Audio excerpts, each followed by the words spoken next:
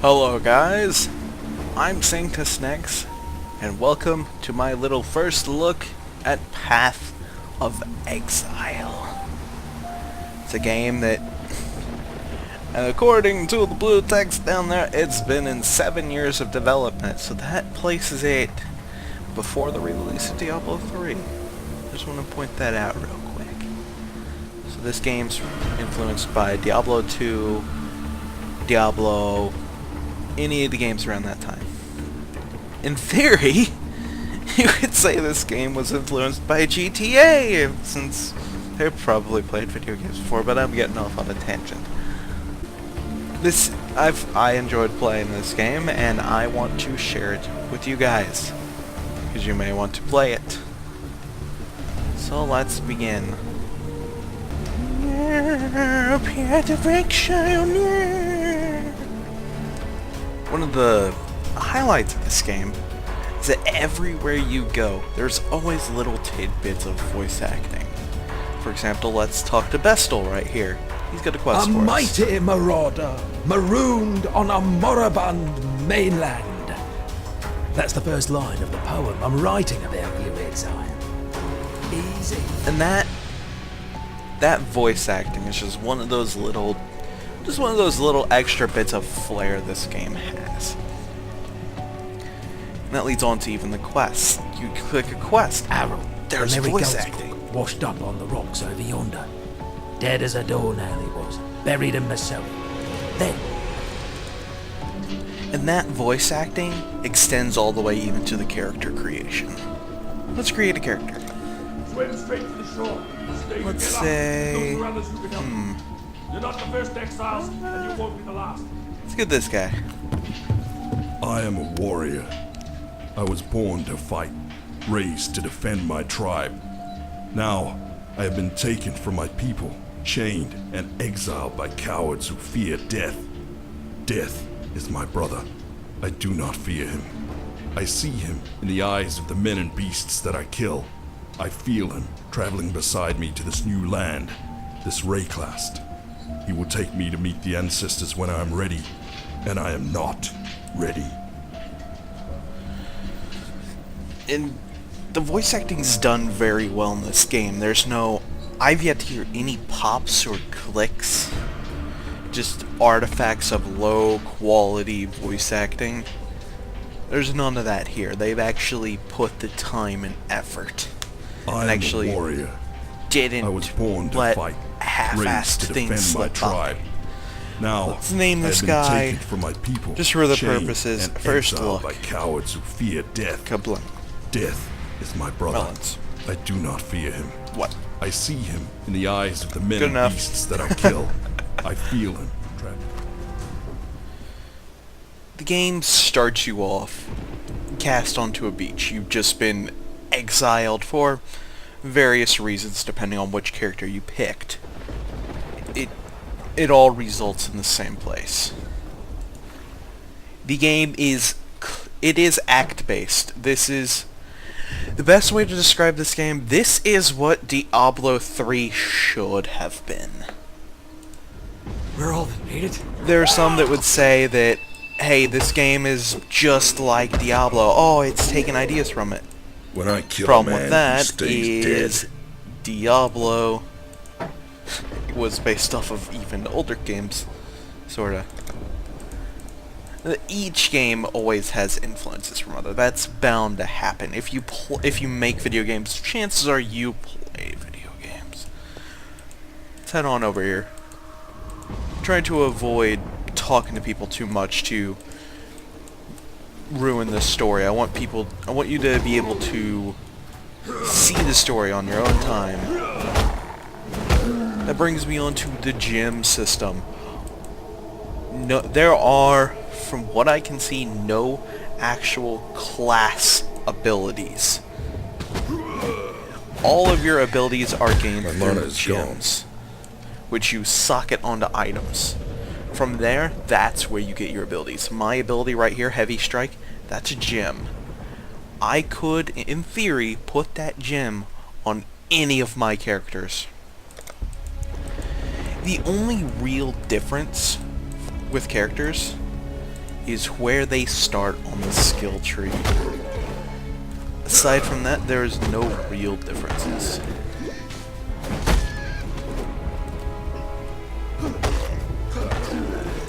Experience in this game is earned much like others. You simply kill stuff, you get experience. You complete quests, you get experience.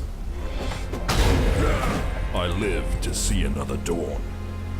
This brings me on to the next point, the skill trees. I'll continue this on once I get to town.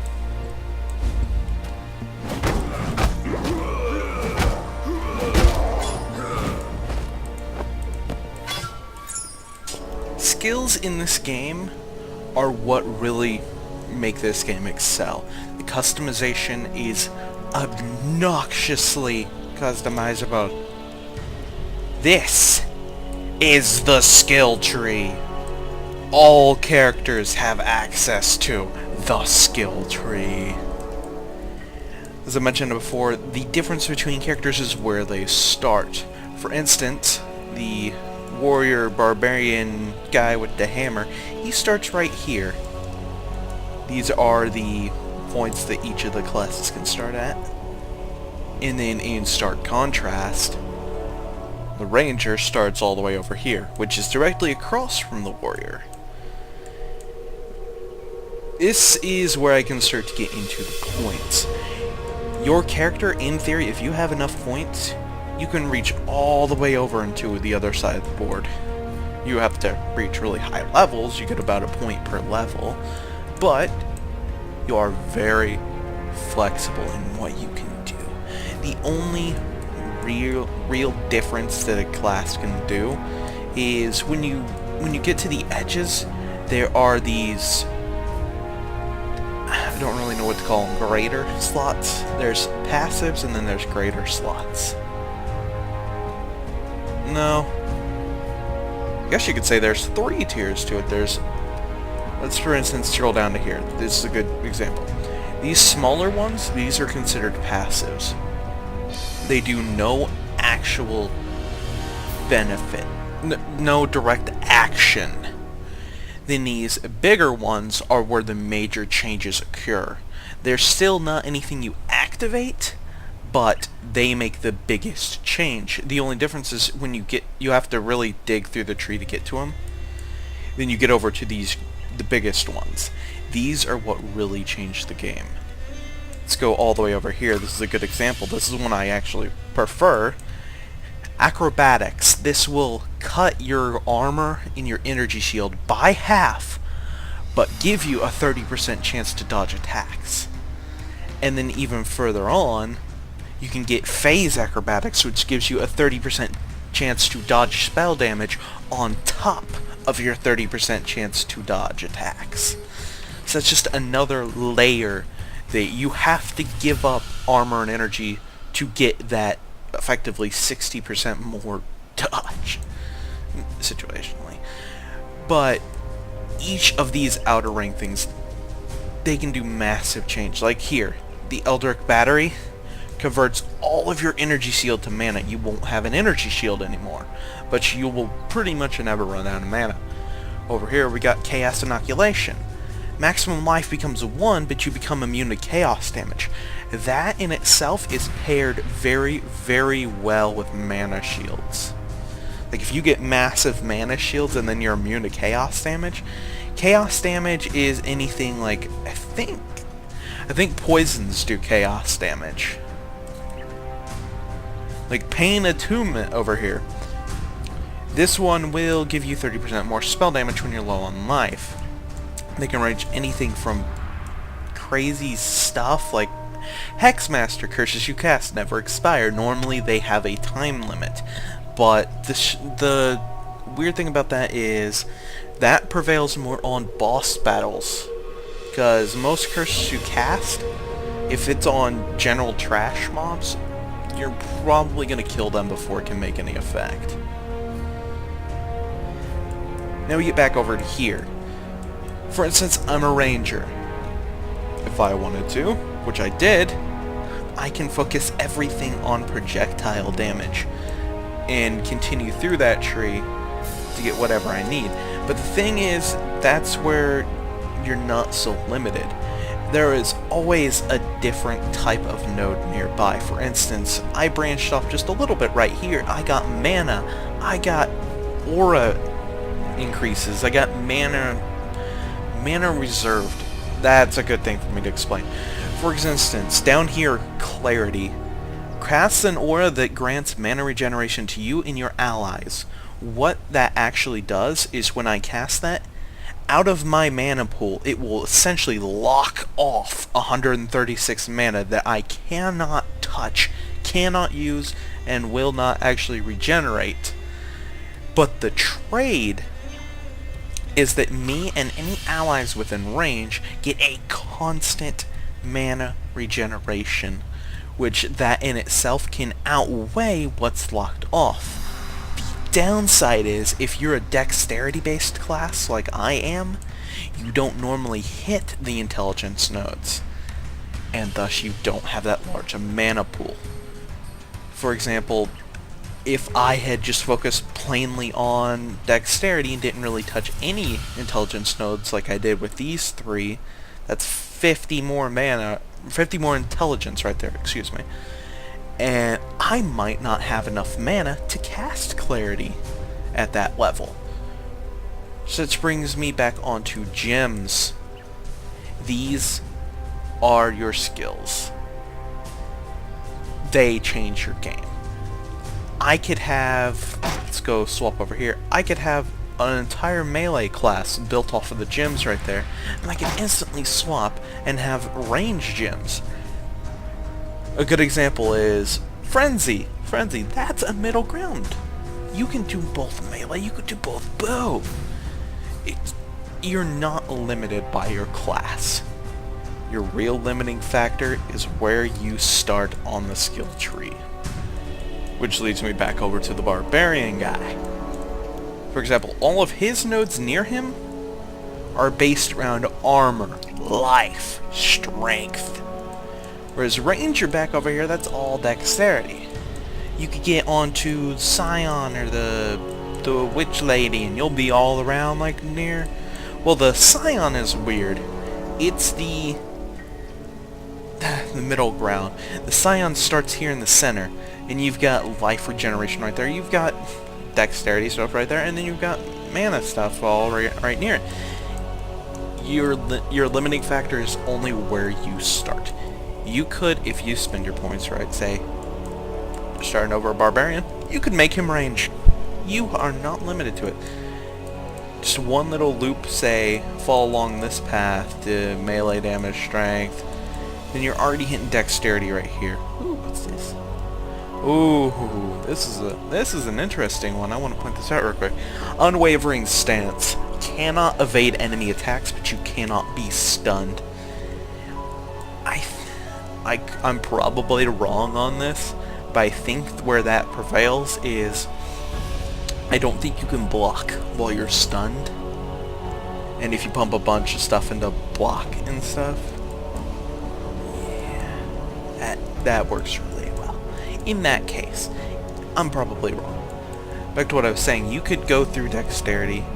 You could easily branch right back over here. I'm trying to find where some range stuff is. There's range stuff right here.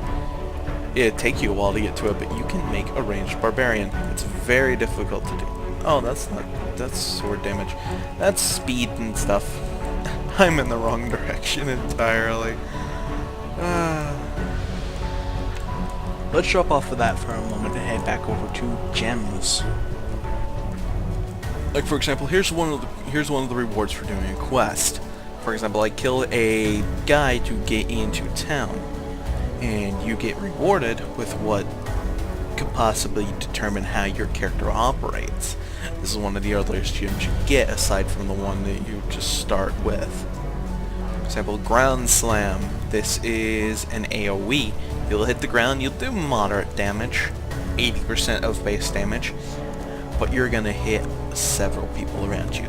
There are builds that can be based around single target, there are builds that can be based around AoE. Cleave's another good one. This one is more of an arc. whereas Ground Slam is more of a circle around you. It all changes how it works. And there's Dual Strike, which this is more like you do much more damage to a single target. This attacks with both weapons if you happen to dual wield. The joy is in your ability to customize your character. For example, my Ranger here is designed for multi-target damage. I cast Lightning Arrow and it immediately forks off to 2 additional targets. The fork usually misses, but hey, when they're grouped up even the slightest, I do massive damage. Because the way my Lightning Arrow works, it is an AoE attack in itself. And then I fork it and it hits 2 other targets really close, and bam, I just did 2 more AoEs. Pairing that with... Ooh, I don't have clarity going. Oh crap, run away! There we go, got clarity going. As I mentioned before, it does lop off part of your mana, as you can see from there by this giant gray shit there.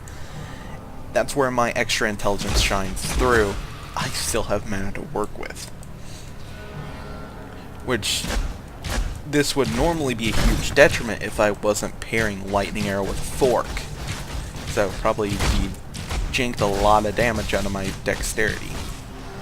But my build is focused around clearing trash. If I need to take out a single target, what it is I start using an ability called Frenzy. Probably mentioned this before. But now I'll elaborate on the attack as far as how it works.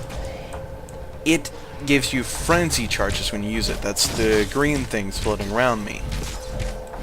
The way this works is my attack speed skyrockets, but it's heavy on mana usage.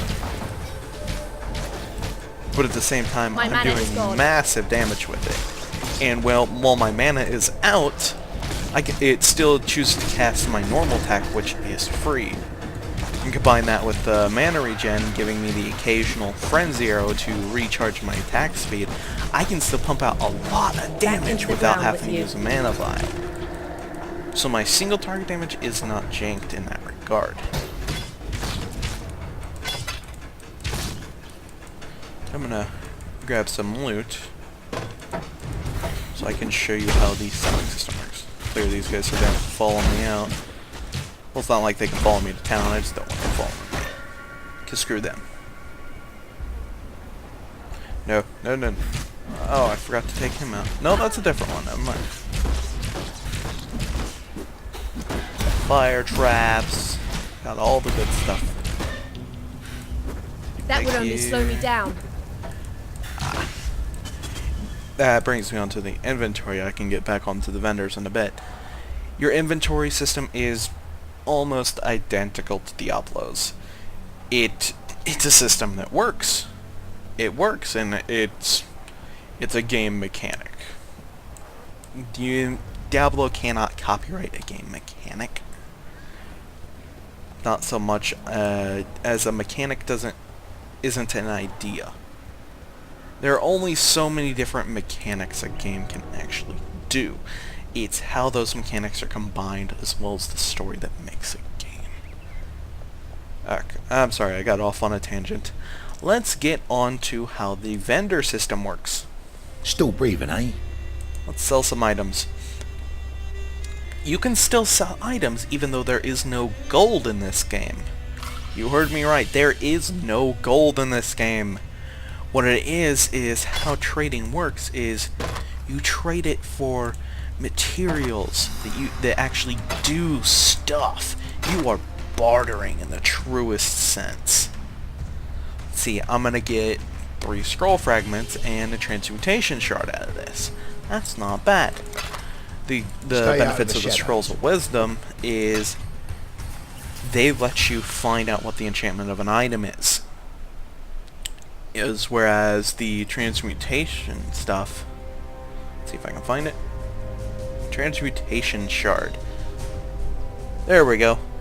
You get enough of those, that becomes an orb of transmutation. The reason these items have value is because, as I mentioned, they do stuff. The orb of transmutation, for example, upgrades a normal item to a magic item. I'm fairly sure that can hit any rank. I think the chances are more towards you getting a blue, but I'm fairly sure there's a chance to get a yellow there. I'm not sure about an orange. I think that may only be drops. And then green items or set items, I think those can only be drops as well. And then say the armor scrap. That's a very valuable item. It improves the quality of an armor. For example, right-click this item and then left-click an armor to apply it. Has greater effect on lower rarity items. The maximum quality is 20%. Chromatic Orb reforges the color of sockets in an item. That is a very useful item. You could have the best item in the world and then have absolutely no slots on there that you actually need for that moment or for your build. For example, my bow here, I have a red socket on it. I just threw an iron will so it can start leveling. I don't actually have any way to use that. Which brings me on. That is a support gem.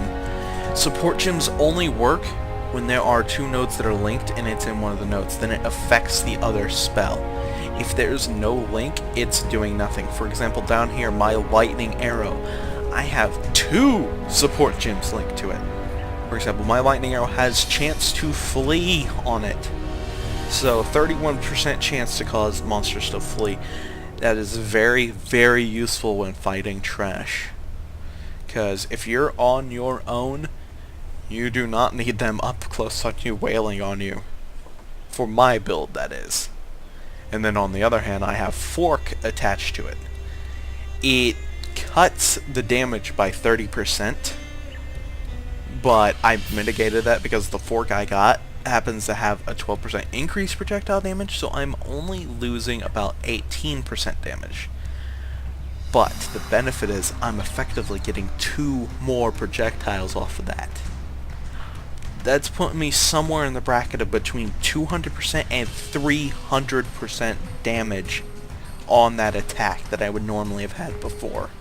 I'm not going to do the math to get the nitty gritty. I need a calculator to do that.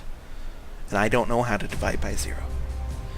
The drawback to that is the attack costs 125% mana now, which, as I said, in a normal dexterity-based build, you might not spend your points in mana.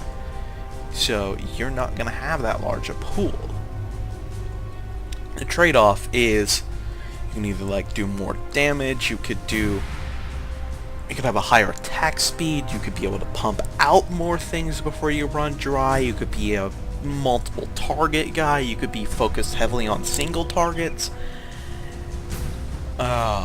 There's a good attack I like to point out. It's weird. It's the explosive arrow. I can actually pull up the gem over in my stash over here. Let's see if I can find it. Explosive arrow fires an arrow which acts as a short duration fuse. Applying additional arrows to an enemy extends the duration. When the target dies or the fuse expires, the arrow explodes, dealing fire AoE damage to nearby enemies. The AoE radius is proportional to the number of arrows upon death. So in theory, if you're fighting a boss with lots of trash around him, or you're fighting the trash with anything nearby, you can lay it up with arrows and it will explode. Well, the more arrows you hit, you're preventing it from exploding, but you're going to make that explosion bigger and bigger. That's one of the cases where if you pump all of your stuff into damage outright, this is where it's really going to prevail. Or, in my case, if I put Fork on it, I could pump out a ton of arrows onto them.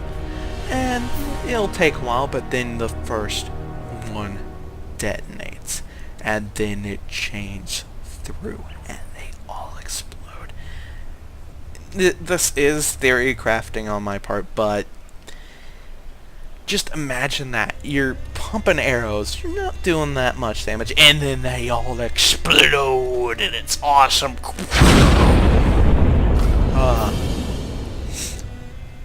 Another thing to point out, the stash is account-wide. It is very useful. You don't have to worry about, oh, do I have to get some other person to help me trade this item over to my other character?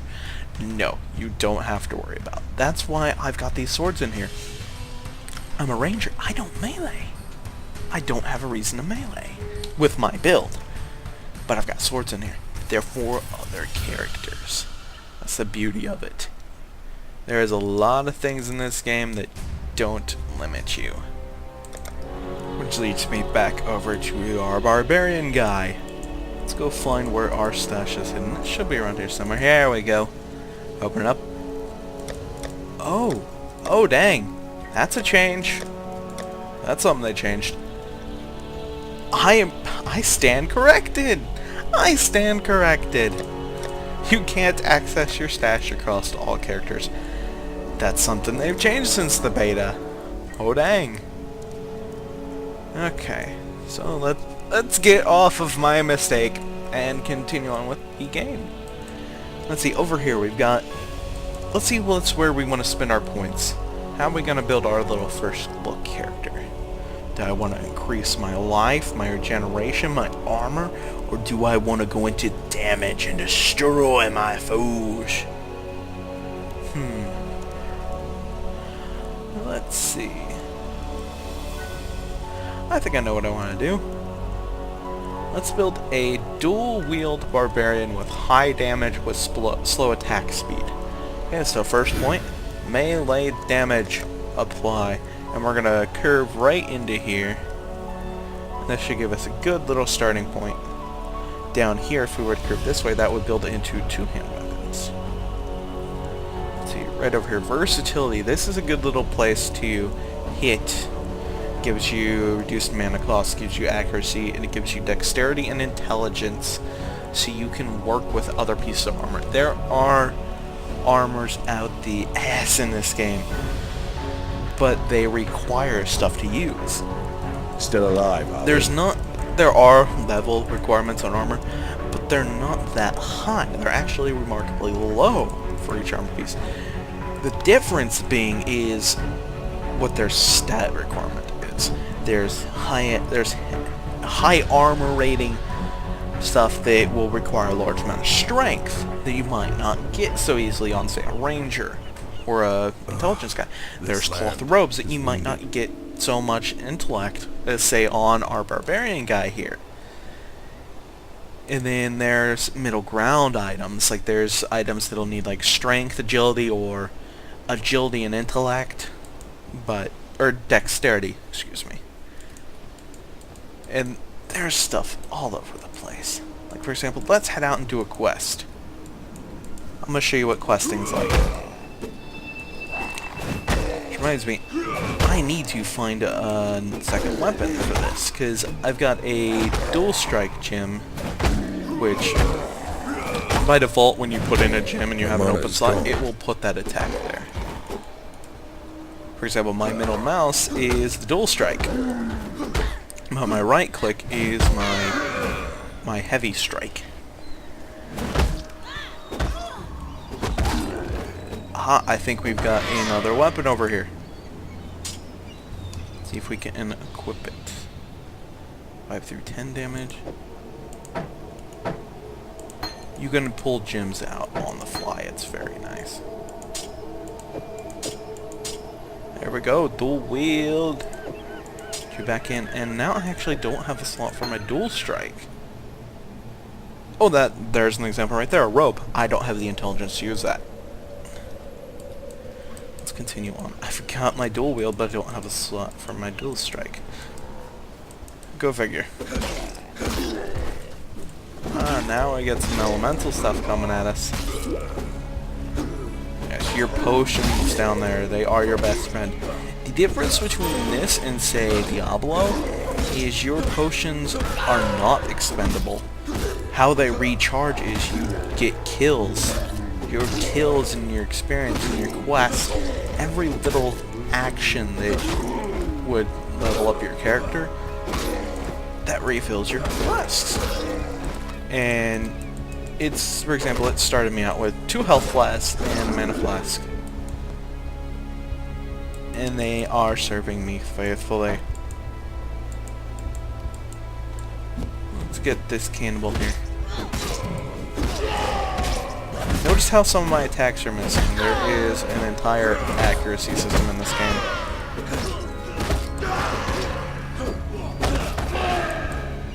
Clear out these guys. Hailed corpse. There is lots of little things like leveled up heavy strike. One of the good things is when you level up a gym, the mana requirement goes up. But at the same time, you can forego leveling up it. You can choose when it levels up. The catch-22 on that is if you forego leveling up, it's not gaining experience anymore. That's the trick.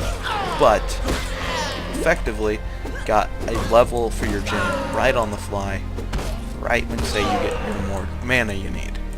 Or more mana regeneration. Because for some, they lack the ability to maintain using that ability. So they go with a different one. Let's get this shabby jerkin. Yay! I'm not stark-ass naked anymore. Khan's canoe struck this sand with the force of destiny. At his beck, the greatest war host in Kardui history tamed the wild sea, their canoes coupling with the land one by one. I'm not sure what this is. Lion-eyed gemlings met us with shining metal and bold words. Hyri's arrows withered their pride. Khan's axes silenced their despair. Oh, Marseilles line. I gotta interrupt it. You asshole cannibal. Oh. Means we're gonna continue on with the quest. There are lots of different types of enemies in this game. There are stuff from melee to range to caster to melee that also happens to AoE when they're attacking. And the game does adapt to you. You can be on normal difficulty, it will still adapt to you. For example, my ranger is heavily focused onto lightning damage with the forked lightning arrow.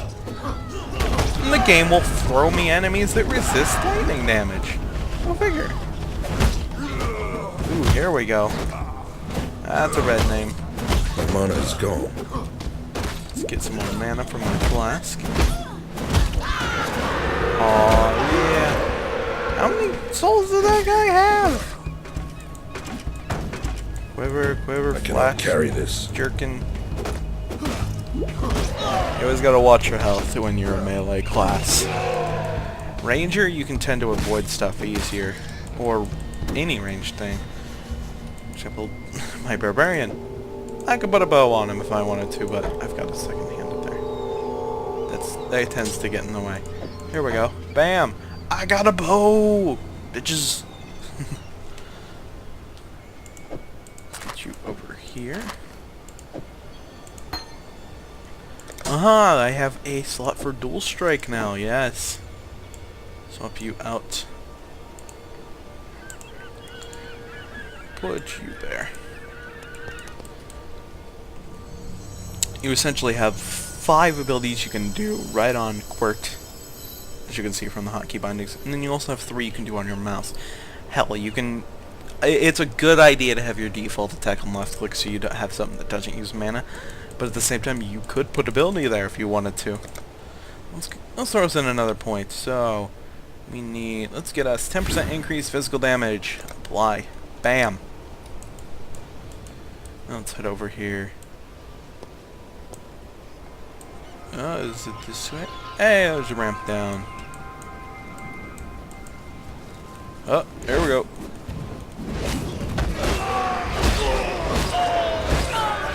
Dual strike hits for a lot, but you will bleed yourself dry quick. Because you are effectively attacking with both weapons. And that costs mana. It costs. Let's get some arrows.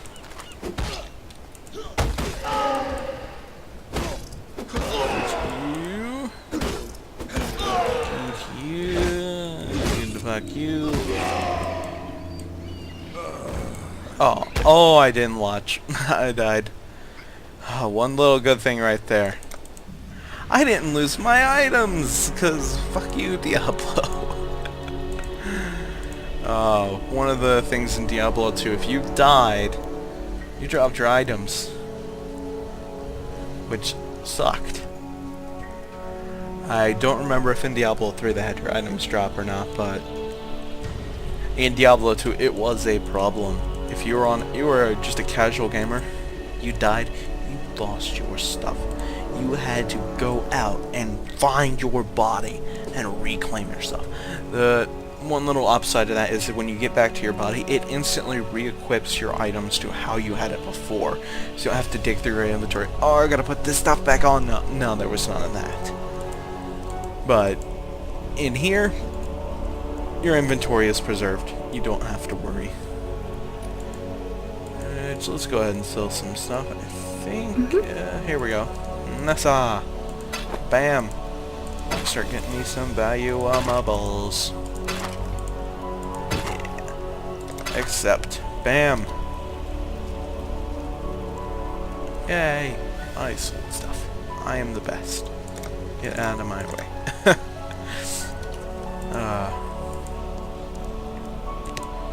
The waypoint system works pretty much exactly like Diablo's did. You go out into the world, you find your point, and then it unlocks for you. If you haven't found the point, you cannot click it. For example, you could clear an entire area, but if you don't click the waypoint, you cannot go back to it. You would have to physically go out there and find it. There is a lot of detail in this game. They didn't cut corners on this game. This game was in an open beta for quite a while. They did a lot of stuff in reaction to player feedback. I played during the beta, and playing now, I can see small changes. Like for instance, on the crap, pressing the wrong buttons. On the skill tree, one of the things was over here, acrobatics. That didn't used to have the 50% less armor and energy shield. And because of that, it was obnoxiously powerful. But for player feedback, bam, there's a detriment to it. There's usually a detriment with any of the big stuff, as I mentioned before.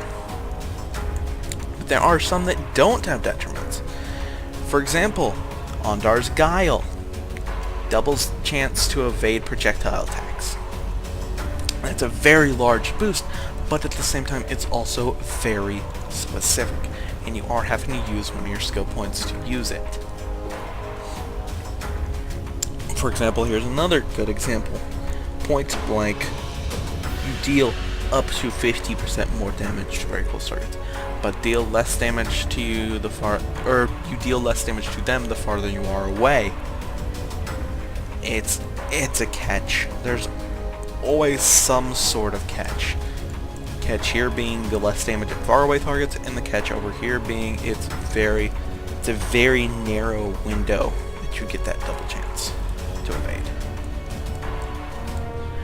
That brings me on to the final bit of this first look. Although you could technically consider it a review, although I don't consider myself to have done enough research for this to be a review. This stays as a first look. This game supports itself off of microtransactions. This is a free-to-play game, but it is free to play in the best sense.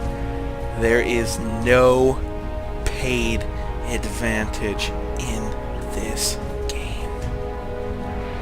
Your only shop items are cosmetic. For example, you can change your animations. For example, you get a dance on your do list. Woo! You can get account stuff, which is just like extra character slots, extra stash room. You can change your skill effects, like how they look, how they appear. For example, you can give Cleve a giant demon hand. Yes, a giant demon ham. Just going around smacking people with a ham loin. Or Emerald Rain of Arrows. Normally that'd just be normal arrows. Nope, it's Emerald now. Arctic Armor, White Cyclone, Blue Flame Incinerate. I wonder if there is one for... Well, I don't see it, and I'm guessing there's not one for every skill. Well, if you think about it, there's only so much they can do. Certain abilities don't really have an effect to them, and if they do, sometimes they're limited on what they could actually change. So... Oh, here's a good one. This is funny. This is funny. You could support this game. You could write their paychecks, and they'll let you design something for Path of Exile. Work with us to create the art, mechanics, and flavor of a unique item that will be added to this game. It's $1,000, but you can actually change the game.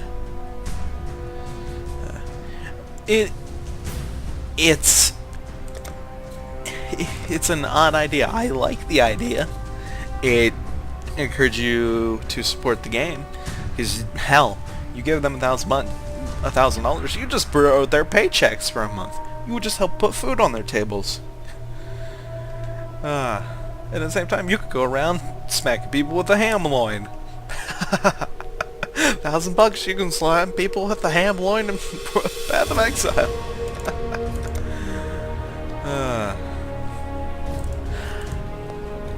From my own perspective, I encourage you, come try this game. Make your own judgment. It's worth it at least. But oh, there was one point I forgot to go across. See if I can find the hotkey for it. Nope. Challenges. Can't see why I'd want to do that here. Here we go. There are 3 acts to the game, so there is a full story. I'm fairly sure they plan to add more acts to the game as time progresses, and likely it's going to be free to actually get to the new content. But each act has tons of areas. Each of these dots is an entire zone filled with enemies with their own flair. You could have, well, usually the enemies of a single act they have their similarities. There's a couple of reused ones. But usually as you go along, you'll get like another type of enemy introduced into the fray, and then you gotta worry about, how do I counter him?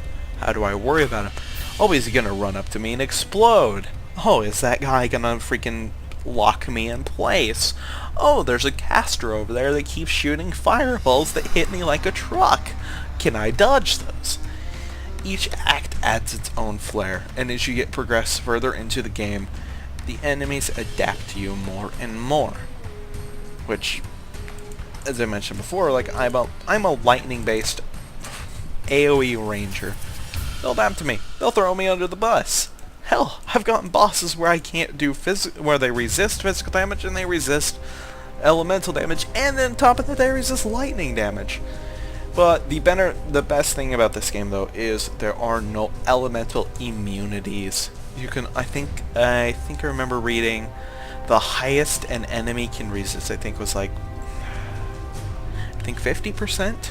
I think that was the highest, or could have been 30. I remember it was enough to make a difference, but also not too much that it didn't make it impossible. They make it so this game, if you have more people, you get more tougher enemies, you get more loot. Or if you're on your own, you're still capable of beating the game.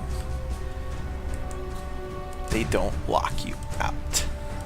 Whereas, say, in Diablo 3, they are doing away with this, but I think the time frame's a little bit too large. But the freaking auction house on Diablo 3, the game was tuned with the marketplace in mind. You go out there and the stuff that drops for you, it's not enough. So you have to go to the auction house just to get the items you need to continue on. But then when you get in the auction house, you say, oh, can I get this rare item? Do I have enough gold? And then you look it up, and there's hundreds and hundreds and thousands of the same item, which is minor variation on it. And the game is tuned that it assumes you're going to buy those yellow items. or greens. That's not a good idea, because it takes away from the actual loot drop mechanic, which is bad. That's bad. That's one of the major selling points that Diablo 2 had, was the variation in loot. It plays on people's OCD. When you do an auction house like that, you kill that ability to play on people's OCD. And it makes the game seem more like, oh, if I want to see more story, I just have to get through this area. Oh, that guy's a little tough, I'll just buy another piece of armor and then it's done. And then, yeah, it's all crazy. So, I'll wrap this up. As far as a first look goes, I rate this game a 5 out of 5 melons. Yes, you heard me. I'm rating this shit in melons. But yes, remember, this is a first look. This is not a full-fledged review. I don't feel I did enough research for this to be a review. But 5 out of 5 melons for me. My recommendation is try the game. I recommend it. 5 out of 5 is me recommending it. Hell, 4 out of 5 I'd recommend it. But I'd still mention the flaws. But here, I just don't see any flaws that truly break the game. There's no pay-to-win aspect. You've got a barter-driven economy where items of actual use are of value. You don't have to worry about janky-ass durability, which was pretty much just meant to be a gold sink the entire time. It's just to encourage you to play more. Your flasks, they're not single use, and they come with extra benefits. You can build up your resistances, you can build your perfect character, exactly what you want. I've been Sanctus Next. This is Path of Exile, and thank you for watching. I'll see you guys next time.